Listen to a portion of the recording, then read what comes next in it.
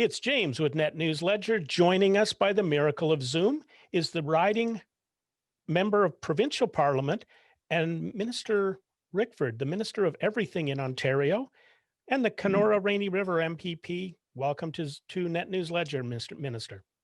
James, thanks for having me.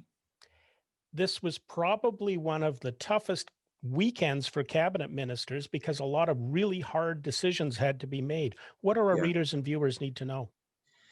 Well, it was a full weekend, but we were frankly at a critical point. Obviously, in addition to what the numbers are telling us today, the trajectory from a capacity perspective didn't look very good at all.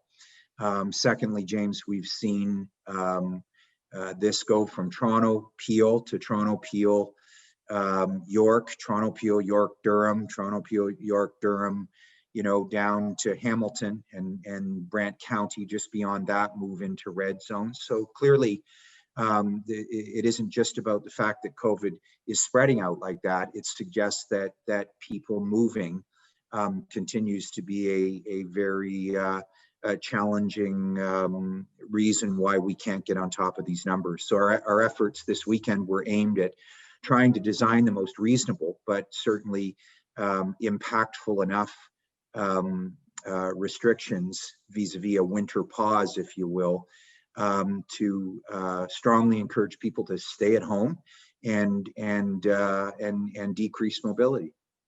Now, one of the questions I've been asked was, it was being rumored all day on Sunday that this was going to start on the 24th, and it's been moved to the 26th. Now, I know the province didn't do that because that's my birthday, and they just wanted me to hang around the house. But why the move to the 26th? Well, there was obviously, it was a subject of considerable discussion. We believe that there was a very narrow window for days, because announcing it today had the risk of people going out anyways to get some last minute things done, or perhaps pick up supplies or different things that they may not that they may want to get in advance, James. So this is one of those things where there may not necessarily be a right answer or a wrong answer, but at the end of the day, we wanted to give people time to prepare for this. But as you heard the doctor say with the Premier today, everyone should treat this as though we're locking down today. That we are to have our movements restricted, our bubbles clearly defined and most limited in compliance with what we're proposing. To not go visit people at Christmas. I had to make the tough call to my mom yesterday and say, Mom, I won't be home to see you for Christmas. That's not a very easy thing to do for anybody. But it's part of what we're trying to accomplish here, James. So, I think that folks got the message today, and I'm hearing already that many folks felt like this was inevitable, and here we are. And I hope folks treat it ostensibly that we've started today, but officially on the 26th. Now, during the Premier's press conference, he raised the issue of Ontario's borders being secure, and specifically that there are 62,000 people a week coming into Canada, and they're just literally walking in. And he says he wants to protect those borders. What would you add to that? Well, look, there's no question that the land borders as between us and the United States have been generally well controlled and remain shut down. But as he expressed, the Toronto airport was still a major concern. We heard in the press conference today from a reporter that a plane had landed from London, England. Well, we know in London, England, they've got at least one other strain of COVID. So it just reminds us all of how crazy this has gotten, James. And we have some flexibility in the orders that we've put together to consider some kind of monitoring at provincial borders. That's obviously a profound logistical challenge, and we would prefer not to have to go that route. But frankly, there are some plans afoot to consider some monitoring at provincial borders. Obviously, for our purposes, that would be the Manitoba-Ontario border. But look, James, here's the challenge. Manitoba went into a very strict lockdown, and we've had a lot of Tobans. We love them. They're part of the fabric of Northwestern Ontario. There's no question. But we've seen a lot of people come in from Manitoba. So the first and most important step for us out here in Northwestern Ontario was to actually make our jurisdiction less attractive for people to come to. And I think it goes to a question a lot of people have is as to why Northern Ontario is even included this. I have some additional reasons, but it can't be, whether it's Northeastern Ontario or Northwestern Ontario, that jurisdictions to the south of us, including Southern Ontario, and in this case, Manitoba, still have options to go to places like Northern Ontario because there are less restrictions. Now, that brings up, you see, that as soon as the Premier's press conference ended, April from Elliott Lake phoned me. She was quite angry. She said, here in Elliott Lake in the Algoma district, we're in the green, and yet we're being punished. Yeah. We're being punished by strong penalties for COVID. Yeah. What would you say to April? I would say, April, this is not about punishment. Respectfully, we cannot, as Northern Ontarians, as at least at the front end of this, have a jurisdiction that provides an opportunity for people from another jurisdiction to move where it's less restrictive.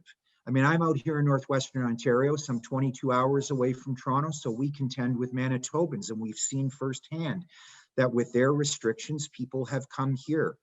I think we're dreaming in Technicolor if we don't understand that especially in Northeastern Ontario, if the restrictions in Southern Ontario were as strict as what we're saying, people would find themselves in Northeastern Ontario. And I'm sorry, but Algoma Manitoulin is not far enough away from Southern Ontario to consider that people would migrate there. We've seen the evidence, as I've said to you before. This has all been about having heavier restrictions in one area and seeing them move out. There is no, James, there is no magic epidemiological border here. You're in Thunder Bay. Thunder Bay is more restricted than we are in Northwestern Ontario. And I suspect it could potentially have been more given the numbers that we're hearing reported in the past few days.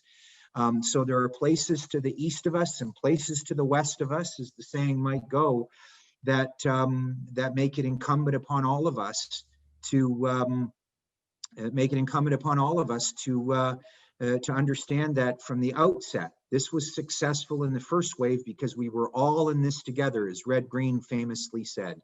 So nobody's being punished. We're just taking these measures to ensure that at least for the first 14 days, and the Premier made it clear that this is a hybrid closure. If Northern Ontario's numbers continue to be where they're at, and hopefully they're even lower, we will move out of the shutdown and into far less restrictions. But for the meantime, I haven't talked to anybody out here in Northwestern Ontario who doesn't understand that as long as we remain in green or yellow, people are going to come here. And I can guarantee you that if Southern Ontario was confined to Southern Ontario, Algoma Manitoulin, as beautiful as it is, would find itself populated with people who want to move to less restrictive areas. And frankly, that's just not for the next 2 weeks at least.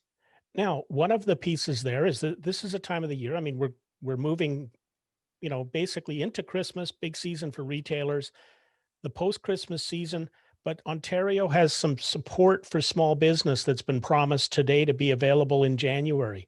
What do our readers need to know?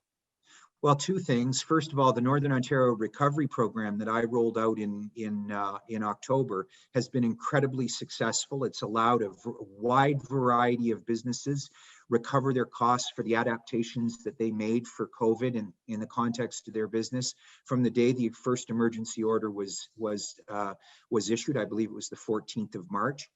And plan for a future that continues to involve more restrictions, James. So that's number one, and that $20 million commitment has been used up. That represents thousands of small businesses across the North.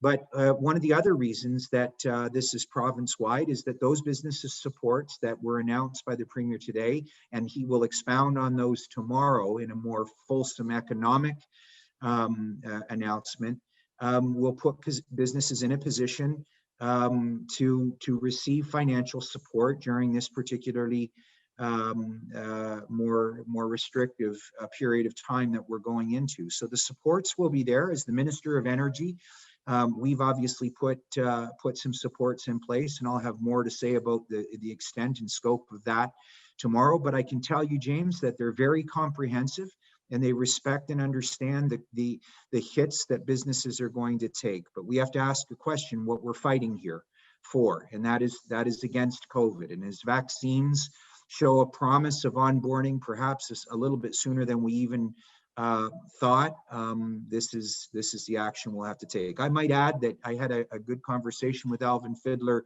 earlier today, and I think he said it best. We need to slow things down. We need to get people, thinking about the importance of staying home and being compliant, and with only moving around for essential reasons. And our Indigenous communities have done very, very, very well, especially the isolated ones. And I'd like to think that part of that is because we've had a fulsome, open dialogue with Indigenous leadership, our municipal leaders out here, and the provincial government obviously have had an extraordinary two-way dialogue to ensure that all of the right things are in place to protect our communities. So basically, to tie it into the season a little bit, Minister, we're headed to a long winter's nap. This is a winter pause by definition, and as unfortunate it is as it is in some respects. I'm sorry that my phone keeps going off. This will be necessary for us to ensure that we keep the promise of making best efforts, not just as governments, but as individuals to get on top of this and ensure the safety of our community and the capacity of our community, given the uncertainty of where COVID is proving to go, if it can. Minister, I'd like to thank you for the time today. Let's keep the conversation going. You've got some announcements tomorrow, so let's continue the discussion.